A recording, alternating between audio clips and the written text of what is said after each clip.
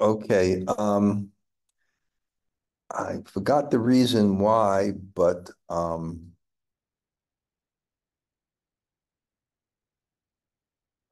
was some reason why I wasn't able to give the class on the Bṛhad-bhāgavatāmṛta.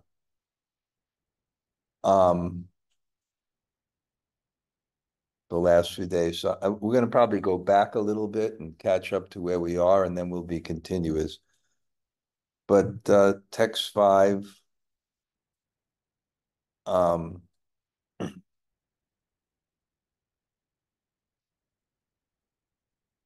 text 5 of uh, chapter 5 of book 1. You may hear the kirtan upstairs. It's right above me. Okay. Om Namo Bhagavate Vasudevaya. Om Namo Bhagavate Vasudevaya. Om Namo Bhagavate Vasudevaya. Om Ganatim. Oh, wait. Rājñā pūjārtham ānītaiḥ. Pūrva-vad dravya-sañcayaiḥ. Mātas tvac-chvaśurān. 1 second. I'm going to have a sneezing attack. Mātas tvac-chvaśurān eva sa-bhṛtyān ārcayat satan. As others had done before, dear mother, the king brought a large... Just give me a second. I just got to go. I just got to blow my nose, and I'll just be right back. I'm sorry.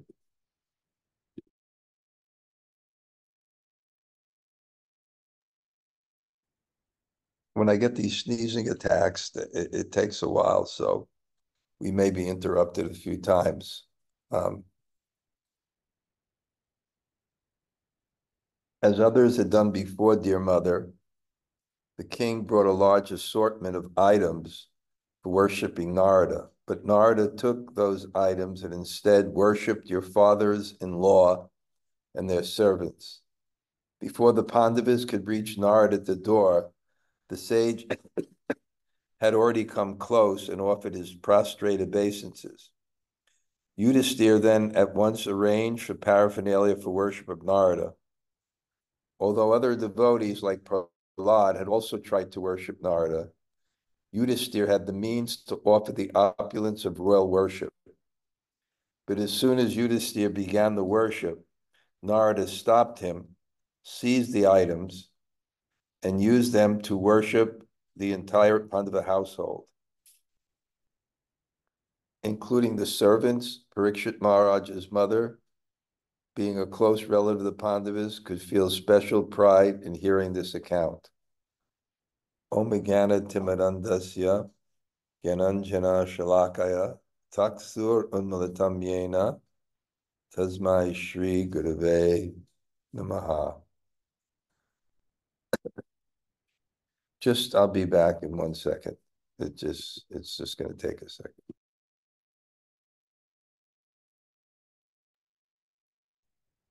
So, to give you a little background, tomorrow is the first day of a pūjārtham. People came today, so they're doing kirtan. And I think by Krishna's grace, I run successful festivals. And I think one of the qualities that enables me to do it is the ability to look through the eyes of others and see what they see and understand what they hear. I think that's why one of the reasons Raghunath is such a successful preacher. I think he really has that ability. And so I spend the day like in the minds of others, just, have you been with me, making sure everybody is comfortable, etc., and happy. And I have a great manager in Jamuna Pavani, but I still oversee. And So maybe that's an excuse, but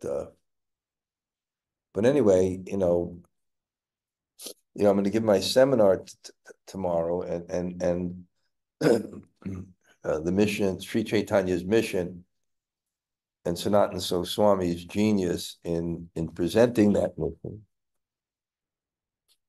and the genius of presenting that message is to give this ujjvala ras or bhakti to him, this incredible love that Krishna came to experience himself as his devotee. So that's basically what the Bhagavatam does. But somehow Lord Chaitanya's, Sanatana Goswami's mission is to write something like a shorter, give the same message in another interesting way. It doesn't diminish the Sarup Shakti of the Bhagavatam and the need to read the Bhagavatam to chant Hare Krishna, to enthuse your mantra. It's so essential to Prabhupada said the process of chanting and reading.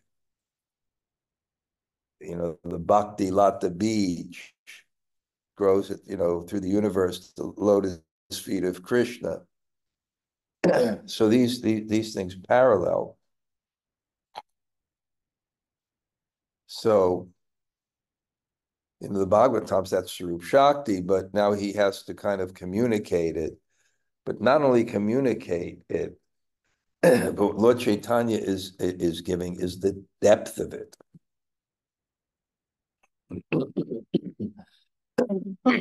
Srimati Radharani's name is not even directly mentioned. It's mentioned Aniya Radito Nunam Bhagavan Harir Ishvara. Aniya Radito Nunam. No one else, Radito, has worship. Radharani means, Aradhana means worship. So the story is so, but the depth of it is the realizations that the Bhagavatam gives to great souls in samadhi. Bhakti Yogena Manasi Samyak Pranayate Malay. That's how the Bhagavatam is written, and that's how the Bhagavatam is expanded. So it's really kind of a mission to do things to summarize the Bhagavatam in a way that you can understand the depth and essence of the Bhagavatam. And Sanatana Goswami is a genius in how to do that. The genius is his realization in communicating in such an it's just brilliant. I can't wait with this group, because we're going higher and higher, and we're going to get to the gopis. But I can't wait for the 6th and 7th chapter on the 5th chapter. It's just an incredible, amazing way that it's presented. It's just like the battlefield of Kurukshetra. The Gita, that message, it's like Vyasadev's genius. He puts it in this intriguing story that comes to this battle, and the chariots are drawn. And, everyone likes a fight. It's just, I don't know what it is. When I used to go to the beach in Brooklyn, Coney Island, Brighton Beach, Manhattan Beach.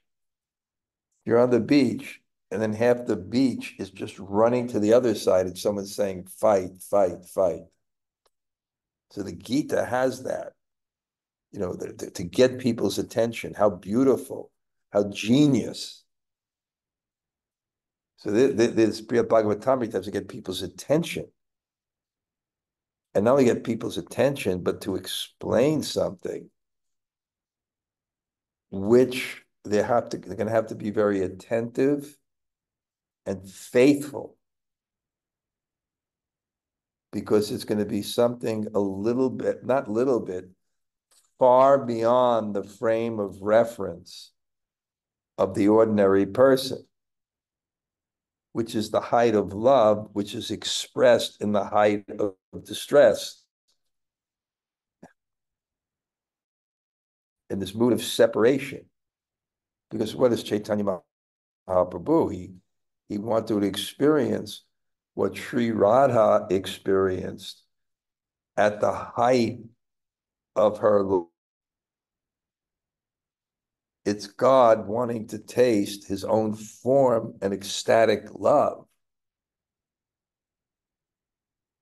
So, and not only to taste it, but to taste it and give it. And that's the Krishna consciousness movement, to taste and distribute. They're both essential. And Lord Chaitanya, his antaranga hetu, the reason he came for himself, and his bahir rangi hetu, the reason he came for others. It's not an external, when they say the external reason, it's not external, could mean superficial. It's not as superficial. External means the reason he came outside of his own desires. But anyway, but still he wants to give this.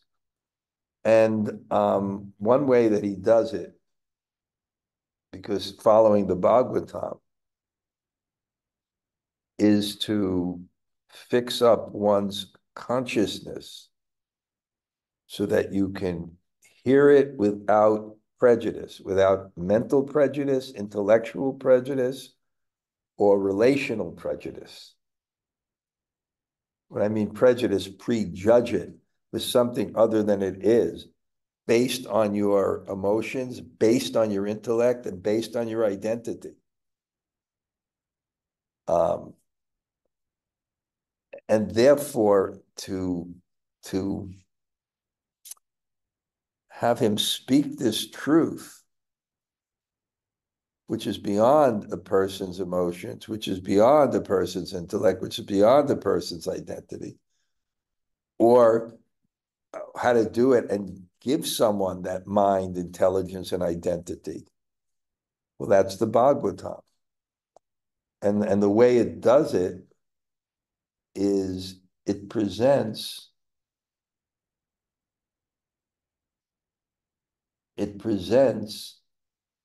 devotion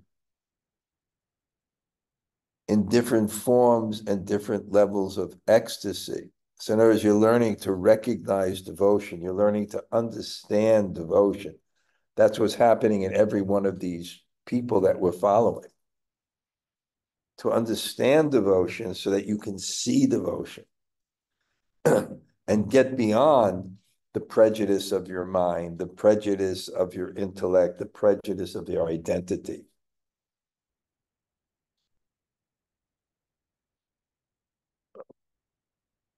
And it does that, and one of the ways it does that is by getting you to appreciate deeply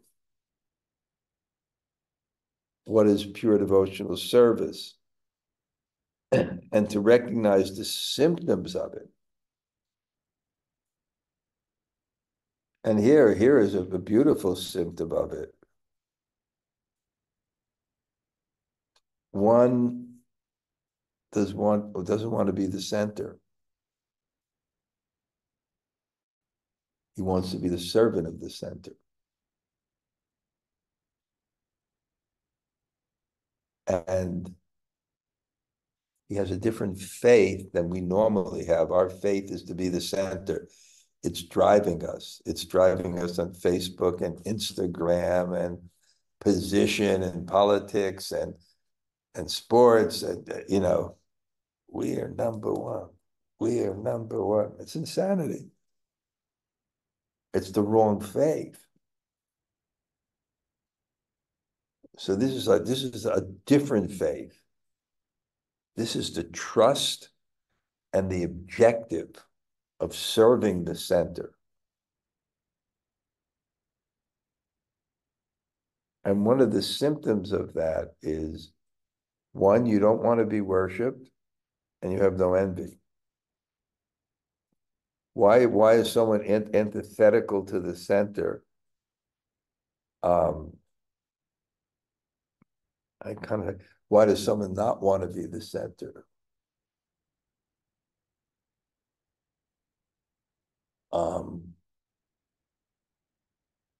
Well, one thing is, the humility. Why is it? The humility is so natural. The humility is so natural because you can see, when you're clean, you see your faults more, and you also see God more, and you also feel love more. So here's Nārada. He comes in, and what were the Pandavas doing? This is Yudhishthira's court. What is Yudhishthira doing? Yudhishthira is,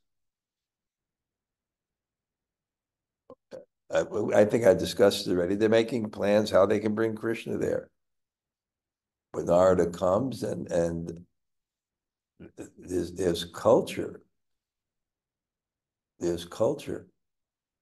There's a whole life of how to conform yourself to something higher than yourself.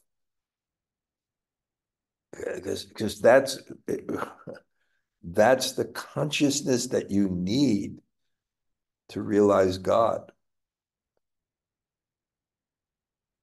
This willingness to accept that there's something higher than ourselves, and not envy it, rather desire it. Because you can taste it. You get a taste of service. And therefore you walk around, even when you're outside, with your head down, your hands folded, as Vaishnavas. I have to give a plug. We're staying in this Christian retreat center, and there's one person that runs it, and he does everything. He's got a few staff, one father, and he is so spiritual. He's the ultimate mood of service, no trips, ultimate mood of service. And it's attractive, actually. I always quote Voltaire, that which we appreciate comes to us. It is probably advanced by appreciation. Anyway, it's so great that they're worshiping. Nārada is militant. He rather worship than be worshipped. That is the spiritual consciousness. And we struggle with it because we have desire for puja and pratishtha. When does Krishna appear? I don't think we'll go to the Gandicha temple here, but the story of Lord Chaitanya cleaning it,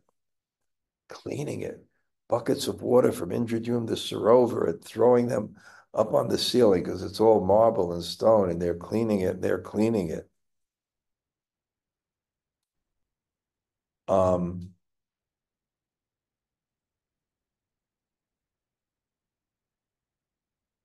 They're cleaning it and cleaning it. And then they're cleaning the outside so the dust doesn't burn in. It's like militant cleanliness. Militant. Puja, desire to worship, pratishtha.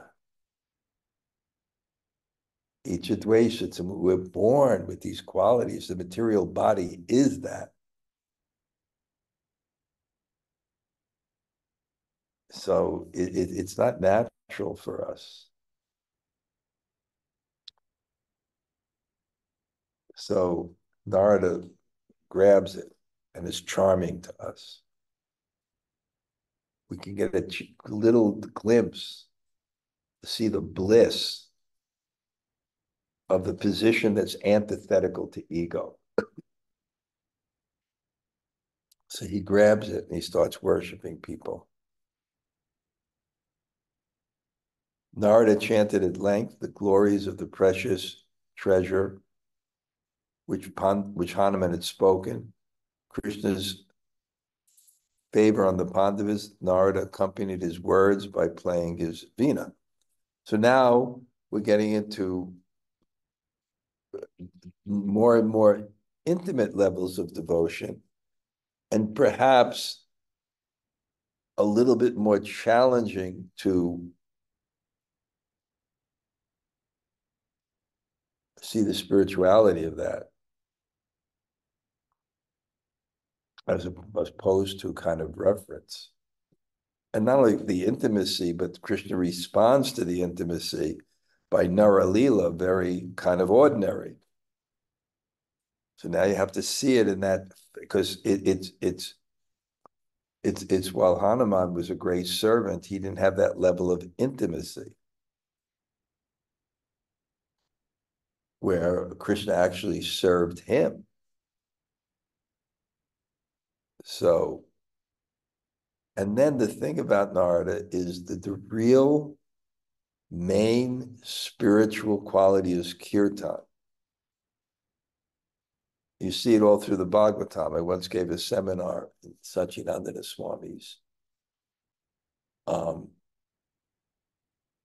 or Japa retreat. I gave a seminar on the Kirtan being the essence of the Bhagavatam and analyzing according to classical hermeneutics, what's spoken first, what's spoken last, what's spoken declaratively, what's spoken the most times. And I went through in only about 20 minutes, the whole Bhagavatam. The main devotional aspect is expressing the devotion in your heart and by prayers and by glorification.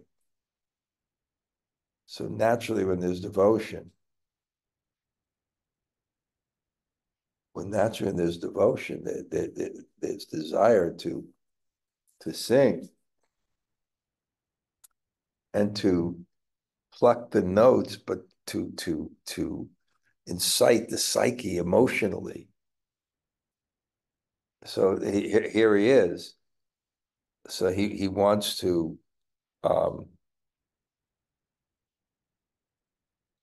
sing.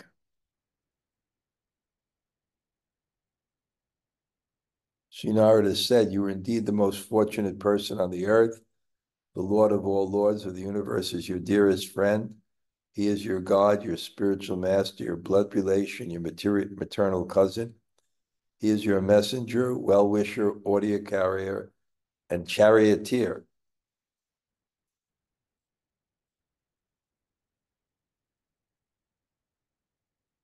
For Brahma, Rudra, and other demigods, he is difficult to realize even in advanced meditation. He can be known through the words of the Vedas only when one understands their special purport. Sriman Nrsingadev, Sri Vamana, and Sri Raghavendra are his plenty of expansions. Yasya deve para bhaktir tata deve tata guru.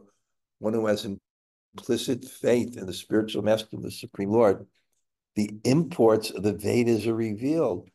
And what is the import of the Vedas? The import of the Vedas is to get from the impersonal to personal. The foundation is getting rid of the ego. That's what it's about. It's about giving up this false sense of control and enjoyment and desire for superiority. That's what the Vedas are. But it's so vast and presented to so many people with so many strategies that it's sometimes a little difficult to see that.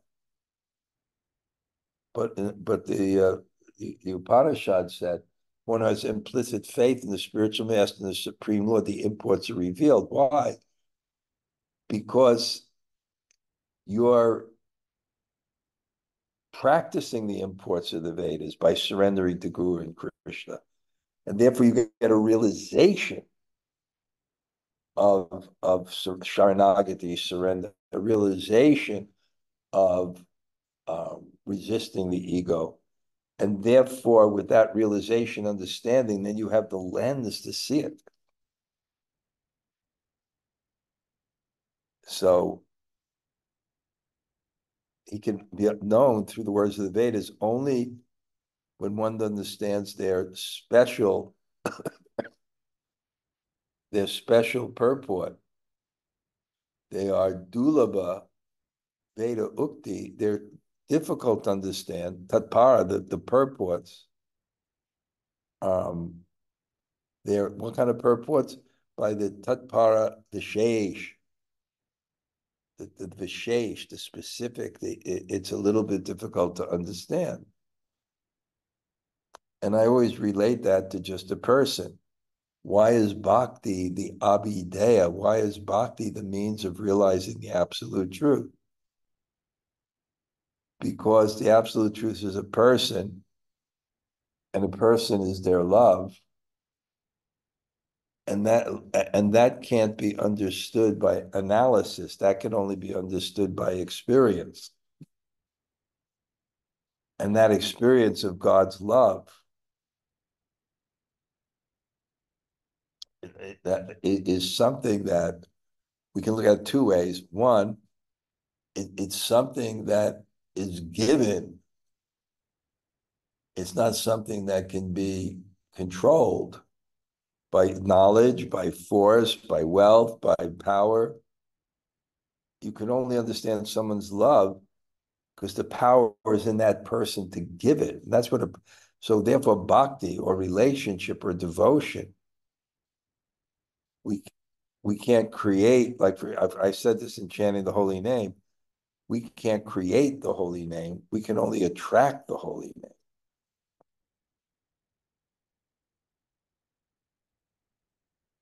So,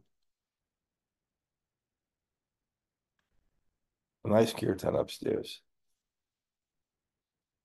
All other incarnations of God had expand from mere portions of his plenary portions. Great gods like Brahma are considered as material opulence, and material nature is his maidservant. Standing always in view, ready to serve him, she enacts the creation, protection, and destruction of the universe.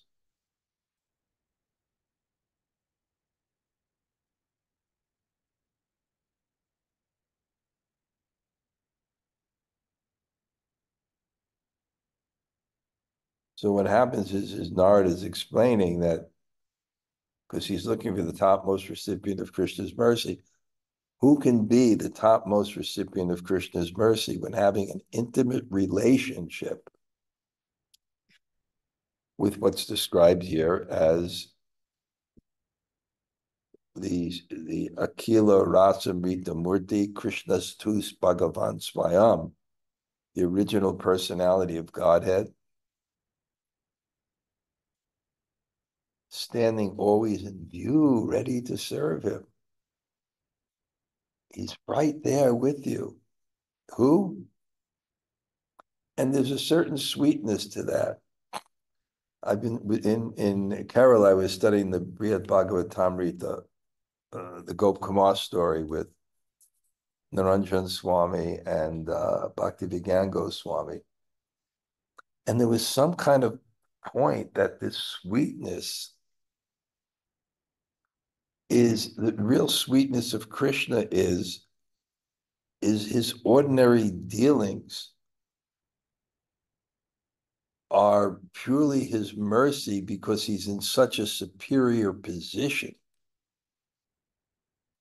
So a person in a superior position does not have to reveal themselves intimately. So when they do, it's very sweet. And the example I gave is when Bill Clinton was the president of the United States. And, and he visited Harlem and he was a saxophone player and he kind of played the saxophone. It had a special sweetness. Someone can play the saxophone, but there's something about someone who has no obligation or duty to reveal themselves. They're inside, and yet they do. And when that comes out, that's considered a special sweetness.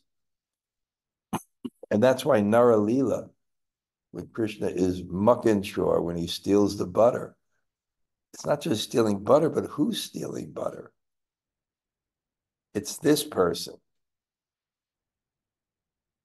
who enacts creation, protection, and destruction. So Narada is really like saying, my God,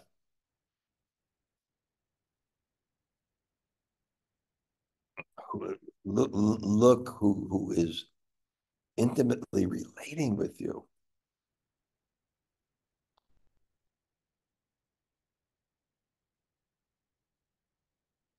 Imagine if, right, imagine if God lived next door and he did you a favor. How sweet. And when a person also can do you a favor, imagine it's like the president or the king. There's something very special about that. When Brahma and other demigods responded to the lamenting Mother Earth, together they all stood on the shore of the milk ocean, observing strict vows. They recited prayers and worshiped the Supreme Lord, meditating with full concentration. Nonetheless, they were unable to obtain his favor. So formality and prayers, begging, come. And here he's standing right before you. Narada is so excited. This is really the accessibility of God in a very intimate way. That's his ultimate mercy, Nārada is saying. And we know Krishna's pastimes. Madhuram, madhuram, madhuram, madhuram, madhurari patir, akilam mara. He's the sweetness of yeah. Rama then perceived in his heart the Lord's command, which he heard as an unembodied voice in the sky. He repeated that command to the demigods, and they all became satisfied. Only in some confidential meetings did the wise sages like Garga divulge who Krishna really is. He whom the personality of God only partly equals, no one else even coming close. He's this high, he's this high, he's beyond even. Only Narayan partially equals him. He's your friend, he's your well-wisher, he's your servant. How merciful is that? And what is the mercy? It's the full revelation of heart. That doesn't happen when God is in a position of majesty. And this is a theme that it's this counterintuitive idea that the fullness of a person is limited by his position.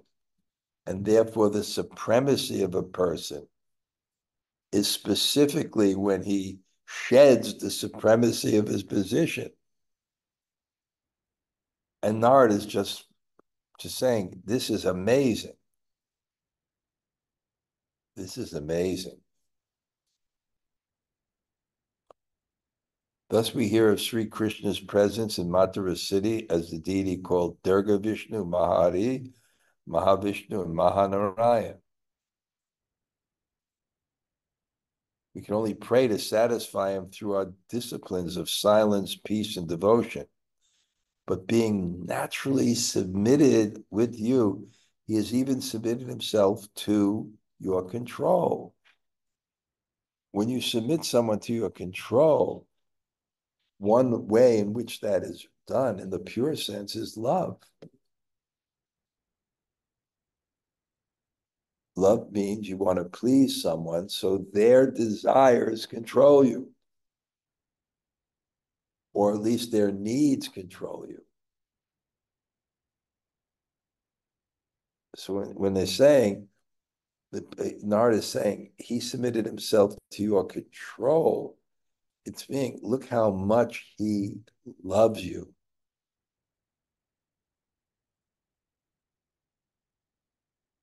Okay, I kind of did my best for today under the circumstances. I like it better when I can concentrate more on the whole thing, but it's so great to see everybody here. a few people could say hello, and then what we can do is, anybody want to hear, I can bring this upstairs and see if the kirtan, the kirtan. Jai, are you there? You had to go to. Yeah, I'm here, Maharaj. Thank you. I'm feeling great separation from Puri. The minute you say this birthday, it was like wah wah.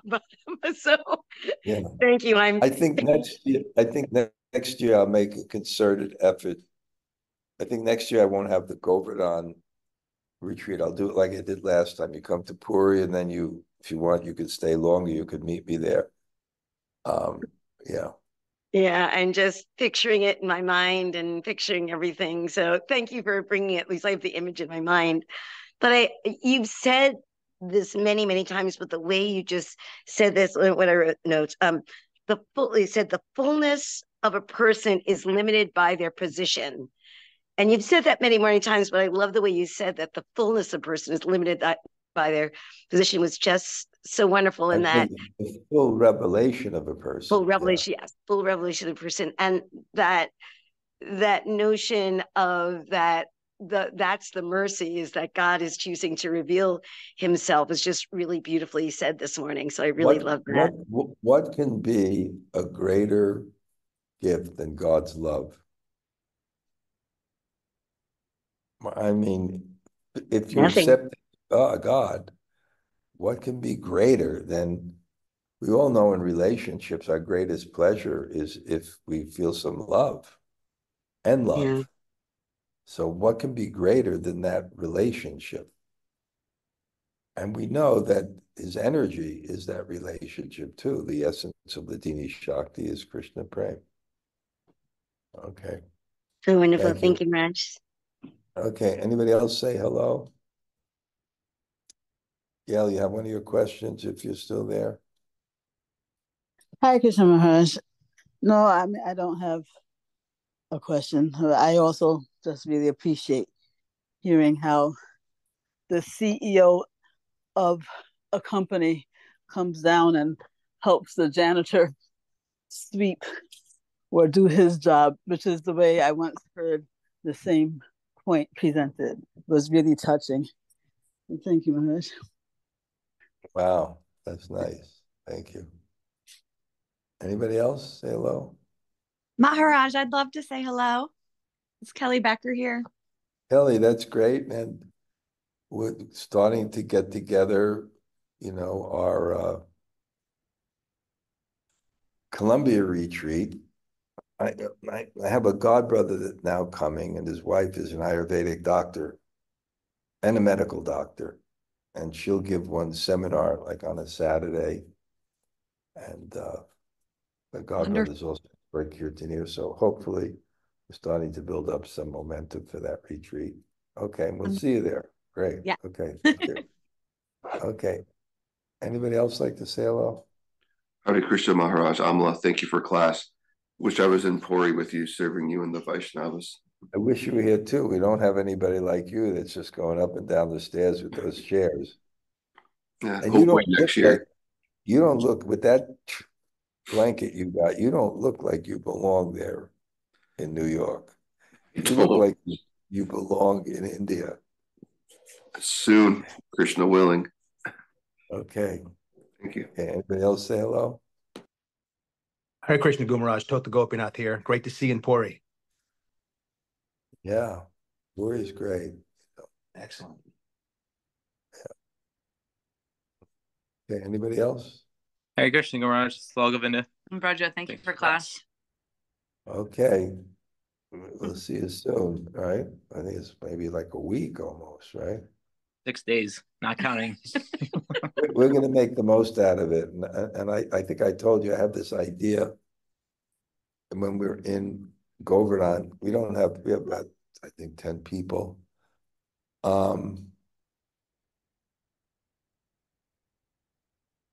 We have about 10 people, so we can have it in my room, the programs.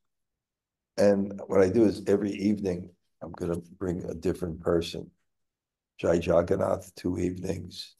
My godbrother, Radha Charan, not my godbrother, but anyway, he joined actually when Prabhupada was still on the planet. He's wonderful, Radhacharan.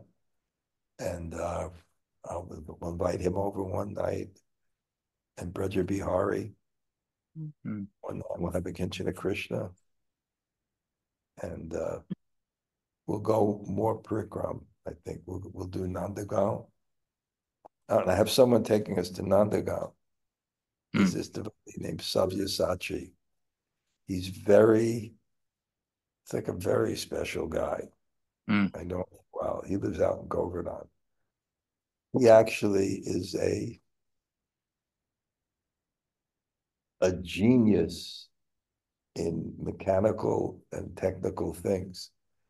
The whole Vedic TOVP, he designed this whole way to make, the parts to it. It's fiberglass.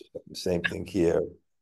He's like, I remember I didn't have hot water for like years, and he came in, he just like meditated on my hot water tank and started to take it apart. And, but he's big in Russia as a preacher. He speaks English fluently. So he's going to take us to Nandagaon one day. We'll go to Barsana. Wow. Nice. We'll go to Biharbhan again. We'll have some fun. Okay. Beautiful. Thank you, Maharaj. Okay. Anybody else say hello? Krishna Gurudev. Hare Krishna. Hey. Hi, Haribo. Good to see you both. It's like a divine couple thing here now. Okay.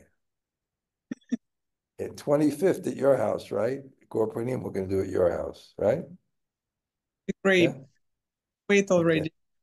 Forward to it. That's great. That's great. Okay. Haribo, anybody else? Say hello. Hare Krishna Maharaj. Thank you very much for the class. David Sundari, Yeah. Hare Krishna. Yeah, Good I to feel see such you. a great separation that I'm not in Puri. I am so unfortunate. I really love to go to that I could be there. Yeah. Yeah, I think usually we have 100, we have about 80. So it's more intimate. Okay. Anybody else say hello? Thank you. Hare Krishna Maharaj, Surya Radhika here. Say Thanks for- Radhika. Haribo. Thank you, Maharaj. Did I give you all the information? Right? I didn't receive it. The Or pujari maybe thing? I didn't check my. Okay, Maybe we'll I check didn't it. check Yeah. my. Okay. Okay. Thank you, Maharaj. Anybody else say hello? Hare Krishna Maharaj, this is Krishna-amrita. Thank you so much for the class. Thank you. Nice. Thank you. Nice to see you. I really appreciate you coming. Okay. Anybody else? Hare Krishna Maharaj, Krishna. this is Nārada. Thank you so much for class. Good. How is Gandharvika Giridhari? They're wonderful. I can send you a picture, Maharaj. I hope so. Okay. Okay, good. Hare Krishna, thank you. Good. Anybody else? Hi, Krishna Gumaraj. It's Kishore Radha. Okay. Did you send me that information again? Oh, you sent it to me. I just have to look at your WhatsApp. Okay. Yeah. Okay. Did he get back to you, or I'll did you check up on it. Okay. I have to send it to him. Okay. Anybody else? Hare Krishna Maharaj. Bhakti Devi. In cold, cold Brooklyn. It looks absolutely miserable there. It's 20 degrees. Wow. Well, thanks for bringing us to Puri, and I'm sorry I'm not there. Yeah, maybe next year we'll get a group there. Yeah. Because it's really, nice. Thank you. Okay. Anybody else? Hare Krishna Guru Maharaj. It's okay. Shri. I know. Good to see you. And we'll have that japa talk sometime. I think I'll just settle in after the retreat and contact me, and then we'll speak. Okay. Thank you, Maharaj. I'm in like kind of a little library here, obviously, in the retreat center, but these people are just phenomenal Vaishnavas. I mean, in terms of serving God and serving others, I mean, it's exemplary. This guy's waking up in the middle of the night to open up the gate, people arriving at all times. He does everything. He signs the people in, you know, it is like no hesitancy for any type of service we need, never gets pride. Very respectful. There was some nuns here, they looked at me as Guru Maharaj. Okay. Anybody else say hello? Hare Krishna Guru Maharaj, Bṛhad-bhāgavatāmṛta here. Hey, Bṛhad-bhāgavatāmṛta, hello. Well,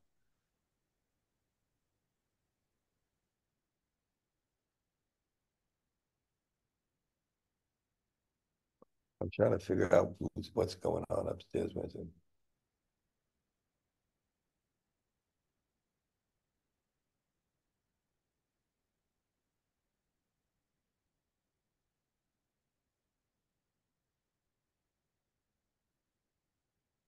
Okay.